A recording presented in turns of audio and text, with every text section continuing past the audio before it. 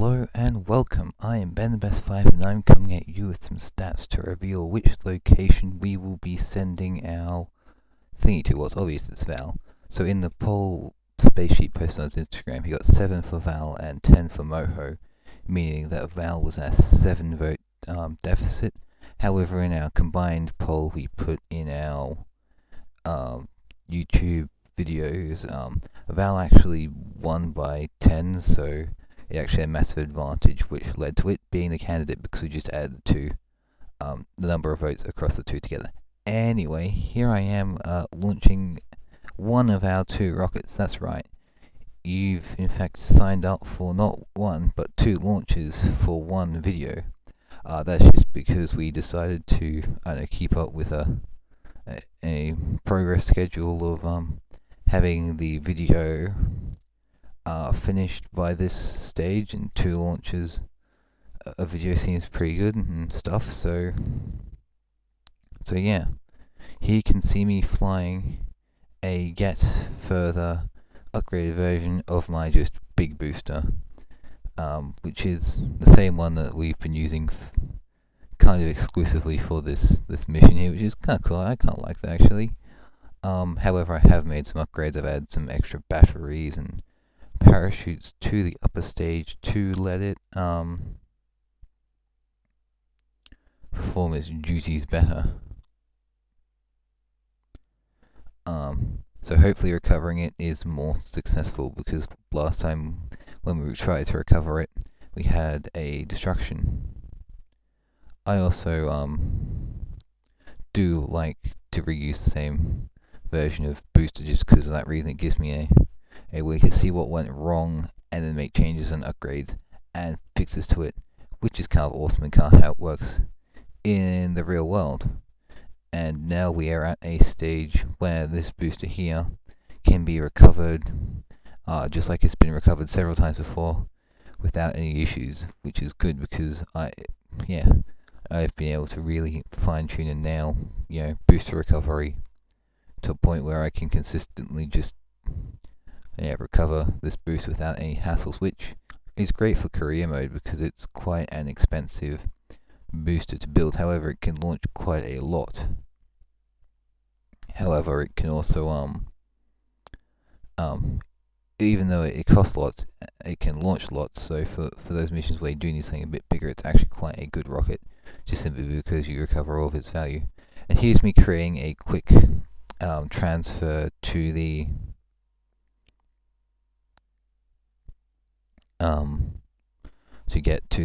to get on an intersection with the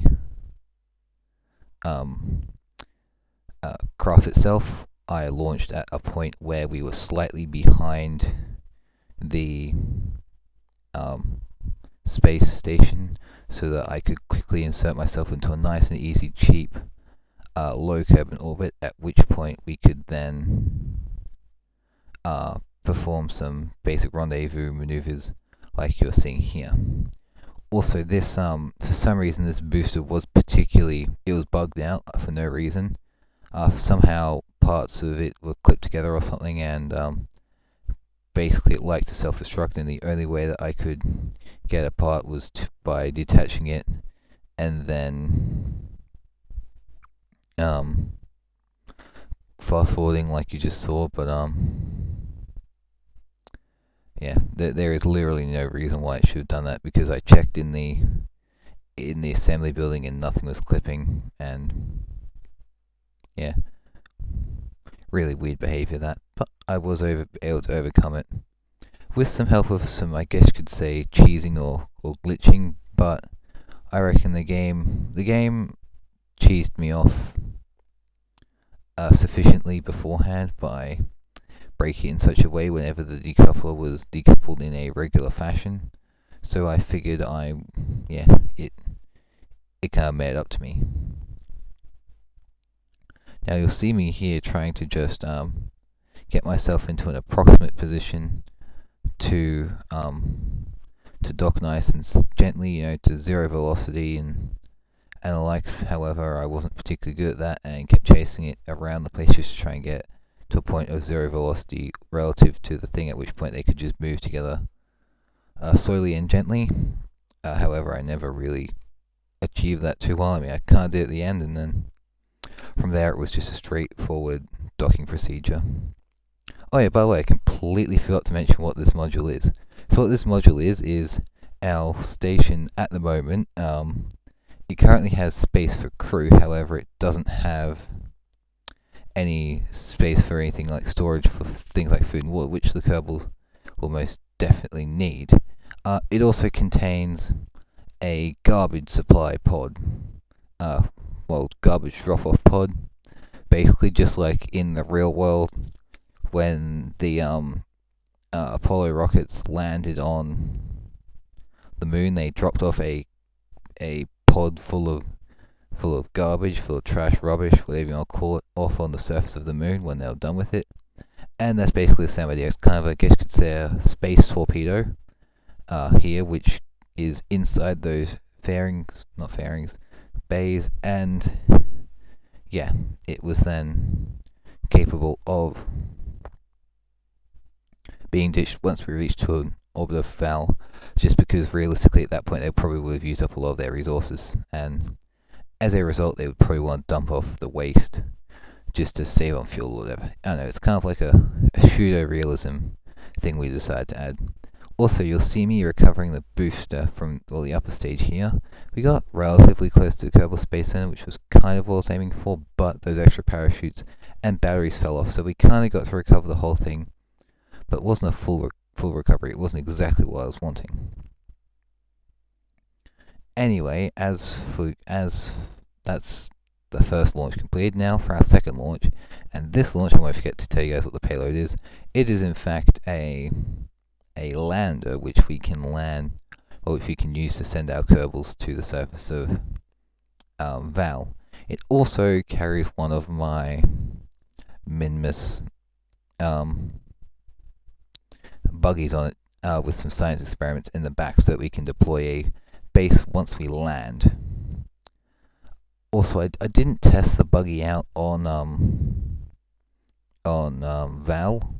It was tested out extensively on Minmus and was optimized to work in its environment.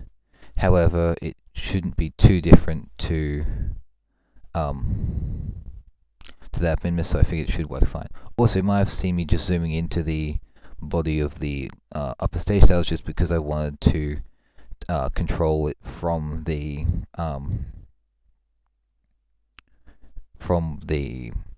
probe core that's in the upper stage there, just because I put that there so that I can get some extra stability when I'm controlling the overall vehicle, just because if you are controlling it from somewhere in the lander, it can wobble around a bit, and that can lead to some kind of inconsistent burns.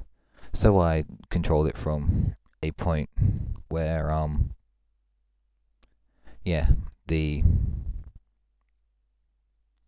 where it would be more stable, which is why you might see me doing that, and that's in fact why I put control probes on my upper stages sometimes if I'm carrying a bigger load, just because of the extra stability. Also, you can see just another routine booster landing. I really do love the kind of routinity we can get with those sorts of recoveries. Now, this is me just getting another rendezvous. I in fact put myself into a similar orbit as last time, and I launched when the structure was at a similar point. So as a result, I am going to in fact just put myself into a lower orbit, just waited about 1.5 orbits, and then I performed a very small burn to get an encounter, and from there I can just time warp and all set as my target, because I accidentally selected the fairing base off of the previous rocket, which fell off, which, I mean, it did upset my burn, but only by a few kilometers, which in the grand scheme of space and delta V and stuff is not that much. So yeah, that was a small upset. Now from here it was just a fairly standard rendezvous procedure, well, standard by Kerbal standards. And basically what that means is what you do is you bring your velocity down to 0, and then you set yourself to burn towards the target, which will bring you closer. However, you then, as soon as you get at your closest point, you then burn retrograde to bring your velocity back down to 0, and so on and so forth, and you repeat this process until you are in range, close enough that you can perform a manual docking either with the engines or with the RCS or whatever you're doing. And yes, I figured that I wouldn't need to include any RCS on this lander, because although this entire lander will be going back up to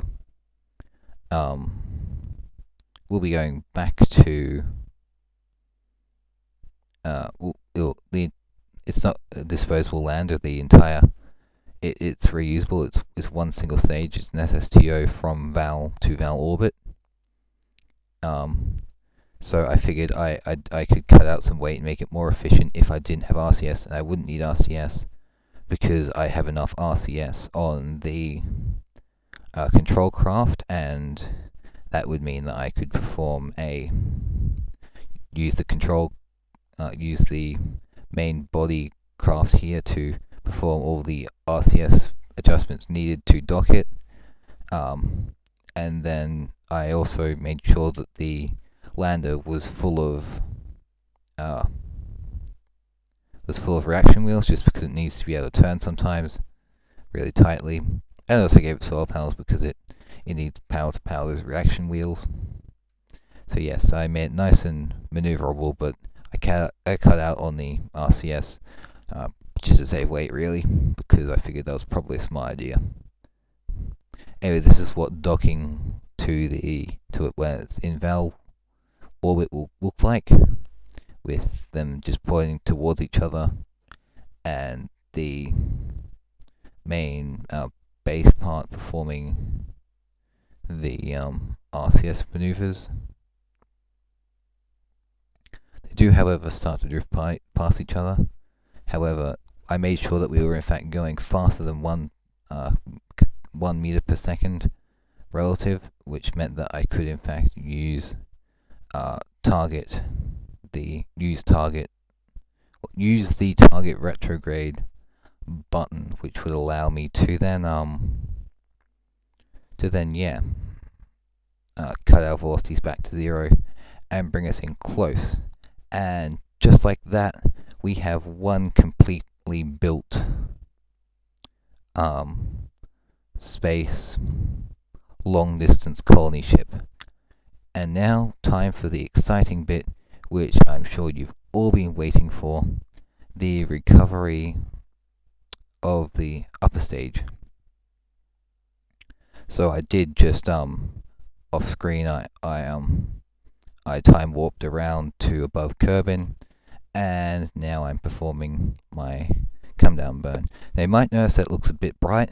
That's because last time I did something cool in the night. It was pretty dark and you couldn't really see it, so I found the ambient boost toggle, and yeah, I was able to do that. And you might notice that I am coming very close to the Kerbal Space Center, and that's exactly what I wanted. I figured it would be ideal if I could land, on the runway itself, and I was able to land an entire upper stage within walking distance of the runway, which was very cool, and I'm actually very excited about this because this is awesome. This is always what I wanted to be able to do when I recovered an upper stage.